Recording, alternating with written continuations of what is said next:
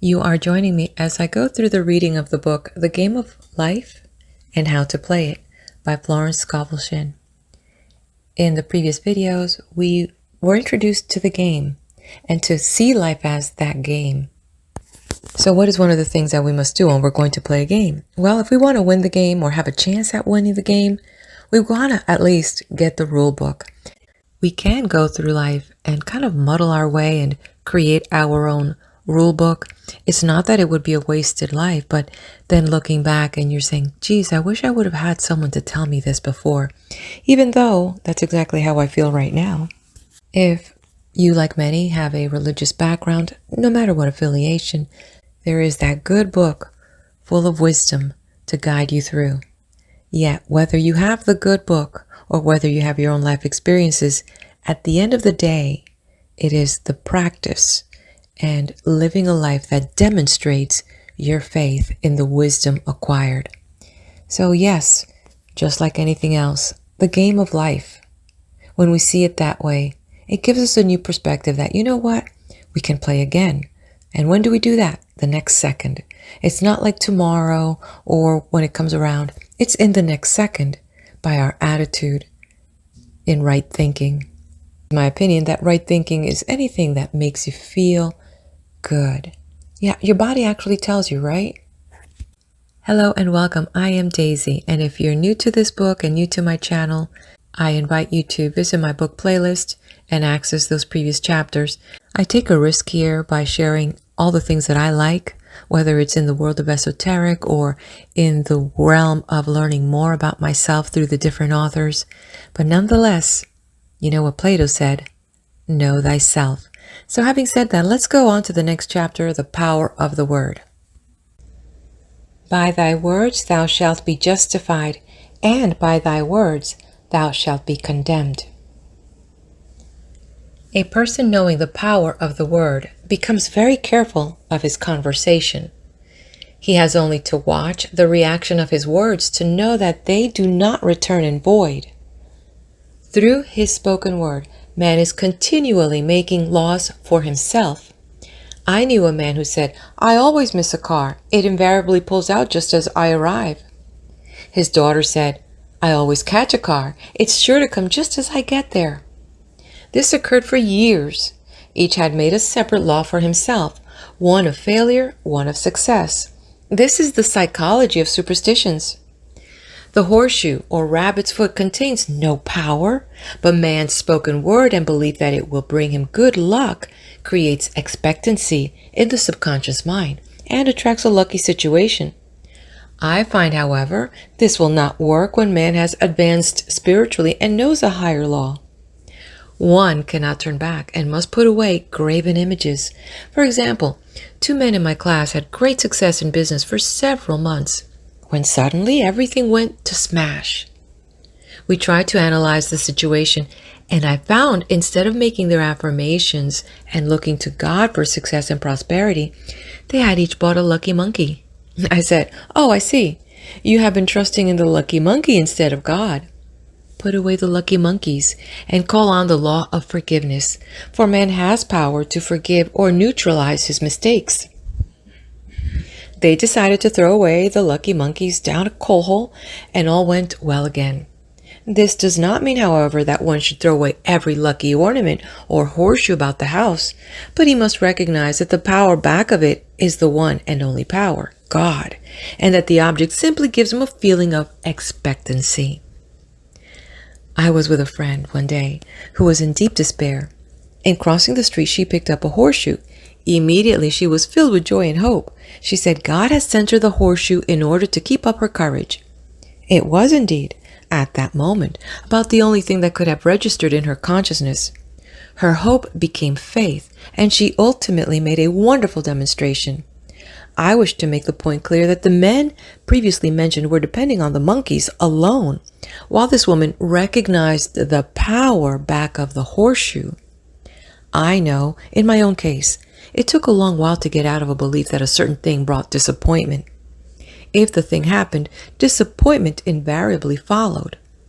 I found that the only way I could make a change in the subconscious was by asserting There are not two powers. There's only one power, God. Therefore, there are no disappointments. And this means a happy surprise. I noticed a change at once, and happy surprises commenced coming my way. I have a friend who said nothing could induce her to walk under a ladder. I said, if you are afraid, you are giving it to a belief in two powers, good and evil, instead of one. As God is absolute, there can be no opposing power unless man makes the false of evil for himself. To show you believe in only one power, God, and that there is no power or reality in evil, walk under the next ladder you see. And soon after, she went to her bank. She wished to open her box at the safe deposit vault, and there stood a ladder on her pathway. It was impossible to reach the box without passing under the ladder. She quailed with fear and turned back. She could not face the lion on her pathway. However, when she reached the street, my words rang in her ears, and she decided to return and walk under it. It was a big moment in her life, for ladders had held her in bondage for years. She retraced her steps to the vault, and the ladder was no longer there. This so often happens. If one is willing to do a thing he is afraid to do, he does not have to. It is the law of non-resistance, which is so little understood. Someone has said that courage contains genius and magic. Face a situation fearlessly, and there is no situation to face. It falls away of its own weight. The explanation is that fear attracted the ladder on the woman's pathway, and fearlessness removed it. Thus, the invisible forces are ever working for man who is always pulling the strings himself, though he does not know it. Owing to the vibratory power of words, whatever man voices, he begins to attract. People who continually speak of disease invariably attract it.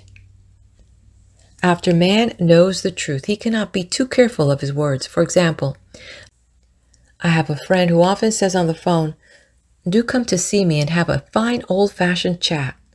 This old-fashioned chat means an hour of about 500 to 1,000 destructive words, the principal topics being loss, lack, failure, and sickness.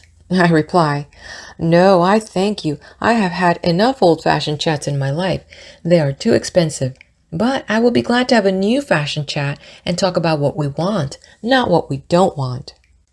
There is an old saying that man only dares use his words for three purposes: to heal, bless, or prosper. What man says of others will be said of him, and what he wishes for another, he is wishing for himself. Curs, like chickens, come home to roost. If a man wishes bad luck, he is sure to attract bad luck himself. If he wishes to aid someone to success, he is wishing and aiding himself to success. The body may be renewed and transformed through the spoken word and clear vision, and disease be completely wiped out of the consciousness. The metaphysician knows that all disease has a mental correspondence, and in order to heal the body, one must first heal the soul. The soul is the subconscious mind, and it must be saved from wrong thinking. In the 23rd Psalm, we read, "He restoreth my soul." This means that the subconscious mind or soul must be restored with the right ideas, and the mystical marriage is the marriage of the soul and the spirit, or the subconscious and superconscious mind. They must be one. When the subconscious is flooded with the perfect ideas of the superconscious, God and man are one. I and the Father are one. That is, he is one with the realm of perfect ideas. He is the man made in God's likeness and image, imagination, and is given power and dominion over all created things, his mind, body, and affairs. It is safe to say that all sickness and unhappiness come from the violation of the law of love. A new commandment I give unto you: love one another, and in the game of life, love or goodwill takes every trick. For example, a woman I know had for years an appearance of terrible skin disease. The doctors told her it was incurable, and she was in despair. She was on the stage and she feared she would soon have to give up her profession, and she had no other means of support. She, however, procured a good engagement and on the opening night made a great hit. She received flattering notices from the critics and was joyful and elated. The next day she received a notice of dismissal.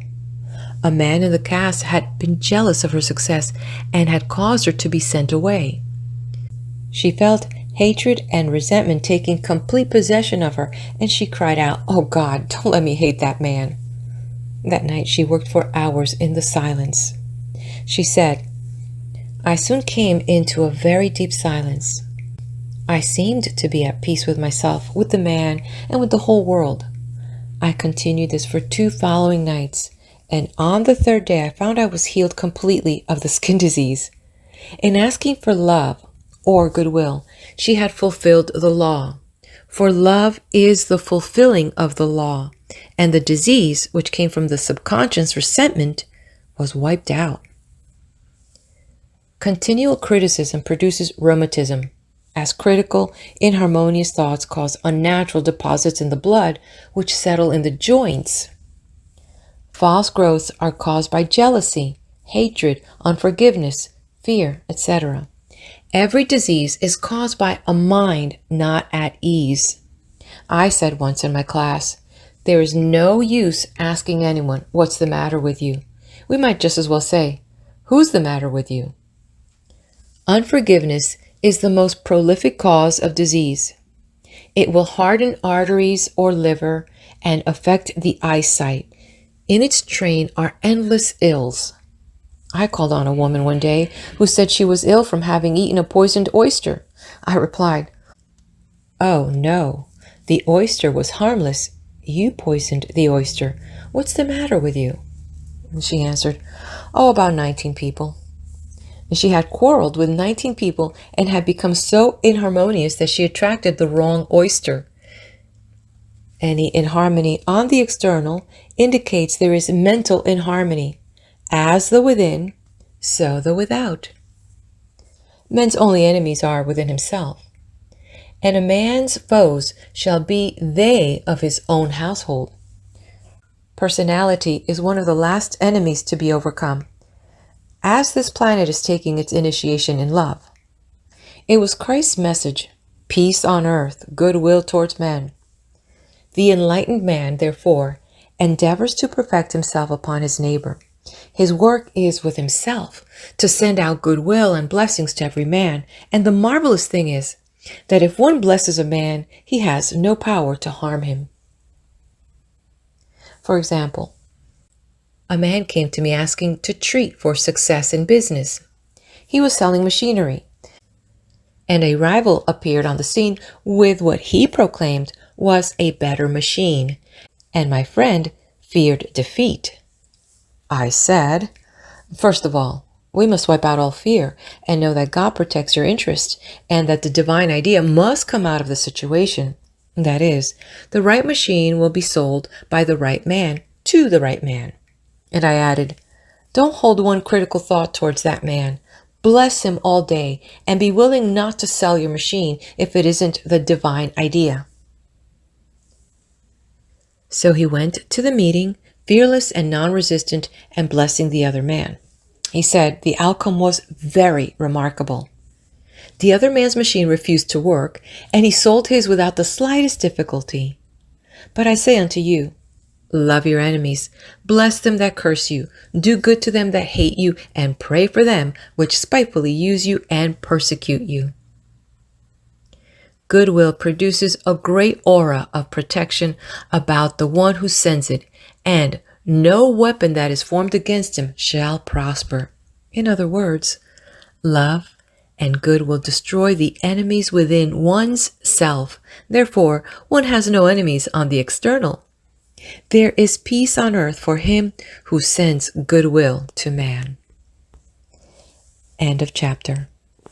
All right, if you haven't done so, hit that like button, subscribe to the channel, and leave me your comment. What do you think so far of the book? Stay with me as we go on to chapter next, titled The Law of Non-Resistance. Resist not evil, be not overcome of evil, but overcome evil with good.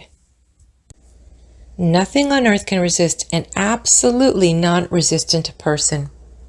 The Chinese say that water is the most powerful element because it is perfectly non-resistant. It can wear away a rock and sweep all before it. And Jesus Christ said, "Resist not evil."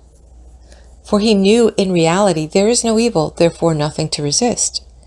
Evil has come of man's vain imagination, or a belief in two powers, good and evil.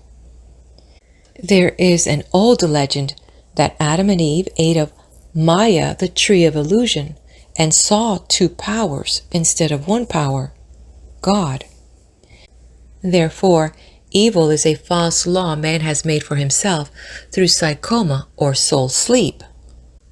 Soul sleep means that man's soul has been hypnotized by race belief of sin, sickness, and death, etc., which is carnal or mortal thought, and his affairs have outpictured his illusions. We have read in a preceding chapter that man's soul is his subconscious mind, and whatever he feels deeply, good or bad, is outpictured by that faithful servant.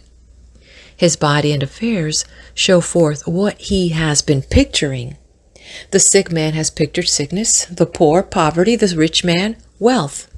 People often say, why does a little child attract illness when it is too young even to know what it means?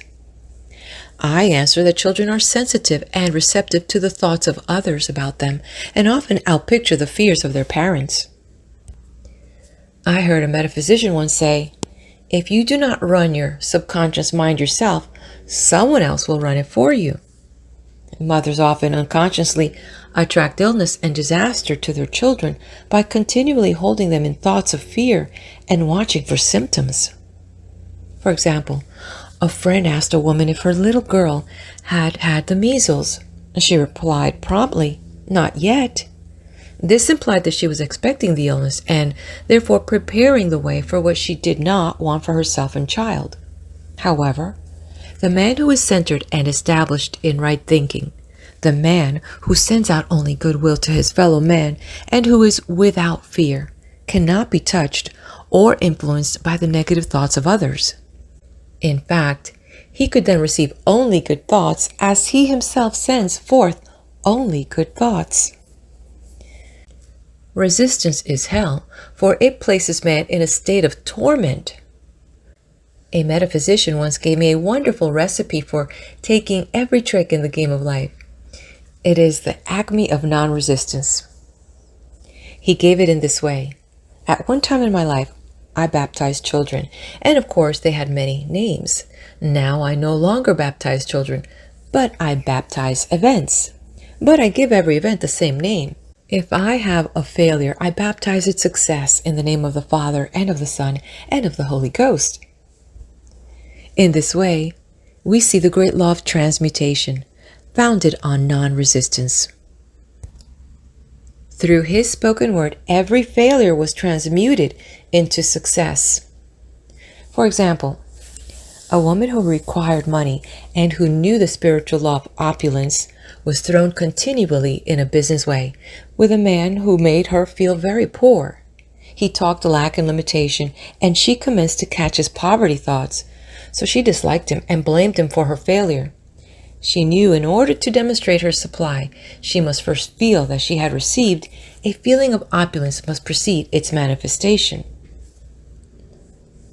It dawned upon her one day that she was resisting the situation and seeing two powers instead of one. So she blessed the man and baptized the situation success. She affirmed, as there is only one power, God, this man is here for my good and my prosperity. Just what he did not seem to be there for. Soon after that, she met, through this man, a woman who gave her for a service rendered several $1,000s, and the man moved to a distant city and faded harmoniously from her life. Make the statement, every man is a golden link in the chain of my good, for all men are God in manifestation, awaiting the opportunity given by man himself to serve the divine plan of his life. Bless your enemy, and you rob him of his ammunition. his arrows will be transmitted into blessings. This law is true of nations as well as individuals. Bless a nation, send love and goodwill to every inhabitant, and it is robbed of its power to harm. Man can only get the right idea of non-resistance through spiritual understanding. My students have often said, "I don't want to be a doormat." I reply, when you use non-resistance with wisdom, no one will ever be able to walk over you. Another example. One day, I was impatiently awaiting an important telephone call. I resisted every call that came in and made no outgoing calls myself, reasoning that it might interfere with the one I was awaiting. Instead of saying, "Divine ideas never conflict, the call will come at the right time," leaving it to infinite intelligence to arrange, I commenced to manage things myself. I made the battle mine, not God's, and remained tense and anxious. The bell did not ring for about an hour, and I glanced at the phone and found the receiver had been off that length of time, and the phone was disconnected. My anxiety, fear, and belief in interference had brought on a total eclipse of the telephone. Realizing what I had done, I commenced blessing the situation at once. I baptized its success and affirmed, I cannot lose any call that belongs to me by divine right.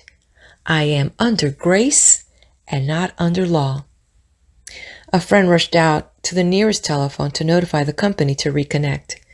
She entered a crowded grocery, but the proprietor left his customers and attended to the call himself. My phone was connected at once, and 2 minutes later, I received a very important call, and about an hour afterward, the one I had been awaiting.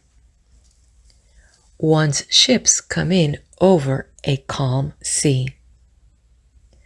So long as man resists a situation, he will have it with him. If he runs away from it, it will run after him. For example, I repeated this to a woman one day, and she replied, "How true that is. I was unhappy at home. I disliked my mother, who was critical and domineering, so I ran away and was married. But I married my mother, for my husband was exactly like my mother. And I had the same situation to face again." Agree with thine adversary quickly. That means agree that the adverse situation is good, be undisturbed by it, and it falls away of its own weight. None of these things move me is a wonderful affirmation. The inharmonious situation comes from some inharmony within man himself. When there is in him no emotional response to an inharmonious situation, it fades away forever from his pathway. So we see man's work is ever with himself. People have said to me, "Give treatments to change my husband or my brother." I reply, "No, I will give treatments to change you. When you change, your husband and your brother will change." One of my students was in the habit of lying. I told her it was a failure method, and if she lied, she would be lied to. She replied, "I don't care. I can't possibly get along without lying." One day she was speaking on the phone to a man with whom she was very much in love. She turned to me and said, "I don't trust him. I know he's lying to me." I replied, "Well, you lie yourself, so someone has to lie to you, and you will be sure it will be just the person you want the truth from." Some time after that, I saw her and she said, "I'm cured of lying." I questioned, "What cured you?" And she replied, "I have been living with a woman who lied worse than I did." One is often cured of his faults by seeing them in others. Life is a mirror, and we find only ourselves reflected in our associates. Living in the past is a failure method and a violation of spiritual law. Jesus Christ said, "Behold, now is the accepted time. Now is the day of salvation." Lot's wife looked back and was turned into a pillar of salt. The robbers of time are the past and the future. Man should bless the past and forget it if it keeps him in bondage, and bless the future knowing it has in store for him endless joys, but live fully in the now. For example, a woman came to me complaining that she had no money with which to buy Christmas gifts. She said, "Last year was so different. I had plenty of money and gave lovely presents, and this year I have scarcely a cent." I replied, "You will never demonstrate money while you are pathetic and live in the past. Live fully in the now and get ready to give Christmas presents. Dig your ditches and the money will come."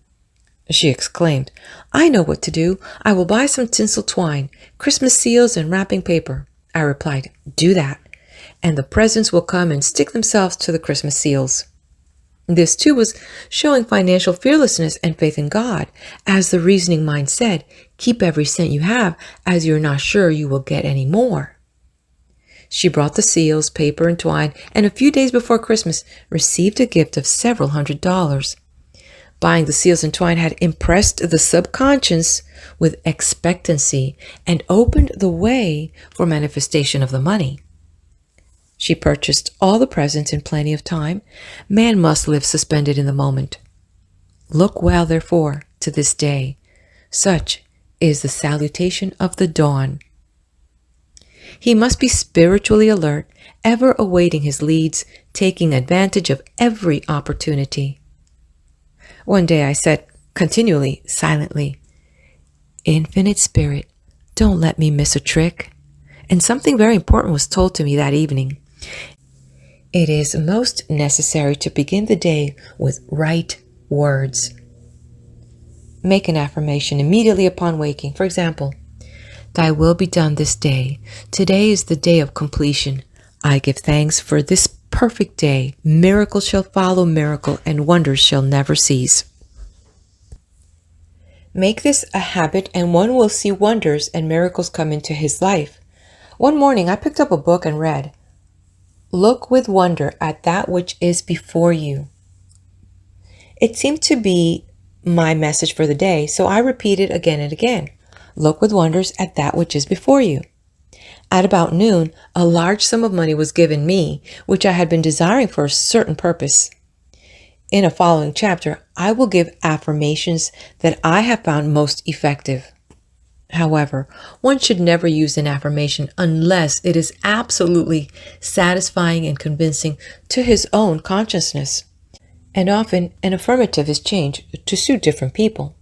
For example, the following has brought success to many. "I have a wonderful work in a wonderful way. I give wonderful service for wonderful pay." I gave the first two lines to one of my students, and she added the last two. It made a most powerful statement, as there should always be perfect payment for perfect service, and a rhyme sinks easily into the subconscious. She went about singing it aloud and soon did receive wonderful work in a wonderful way, and gave wonderful service for wonderful pay. Another student, a businessman, took it and changed the word work to business. He repeated, "I have a wonderful business in a wonderful way, and I give wonderful service for wonderful pay." That afternoon, he made a $41,000 deal, though there had been no activity in his affairs for months. Every affirmation must be carefully worded and completely cover the ground. For example, I knew a woman who was in great need and made a demand for work. She received a great deal of work but was never paid anything. She now knows to add wonderful service for wonderful pay. It's a man's divine right to have plenty, more than enough. His barns should be full and his cup should flow over. This is God's idea for man, and when man breaks down the barriers of lack in his own consciousness, the golden age will be his, and every righteous desire of his heart fulfilled. End of chapter. So let's head over to the next chapter. Please do hit that like button and subscribe to the channel. And I'll meet you at the next video for the law of karma and the law of forgiveness.